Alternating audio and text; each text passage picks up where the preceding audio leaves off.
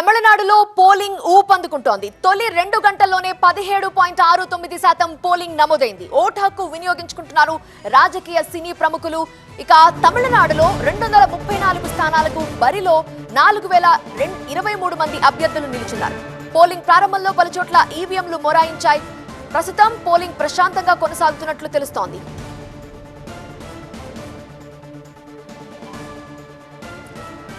తమిళనాడులో పోలింగ్ ఊపందుకుంది. తొలి 2 గంటల్లో పోలింగ్ శాతం ఎంత నమోదైందో వివరాలు బయటకొచ్చాయి. మొదటి 2 గంటల్లో 17.69% పోలింగ్ నమోదైంది. ఓటర్లంతా ఉదయాన్నే పోలింగ్ కేంద్రాలకి క్యూ కట్టారు. పలువురు రాజకీయ ప్రముఖులు, సినీ ప్రముఖులు తమ ఓటు హక్కు వినియోగించుకున్నారు. ఉదయాన్నే చాలా మంది ఓటు హక్కు వినియోగించుకున్న అనంతరం ఆ ఓటు హక్కు వేసిన తర్వాత ఆ చూపుడు వేలుని చూపిస్తున్న దృశ్యాలు కూడా మనం చూస్తున్నాం. రాజకీయ ప్రముఖులు ఓటు హక్కు వినియోగించుకున్నారు. సినీ ప్రముఖులు పోలింగ్ బూత్లకి క్యూ కట్టారు. ఇక ఓటర్లు కూడా పెద్ద ఎత్తున పోలింగ్ బూత్లకి క్యూ కట్టారు.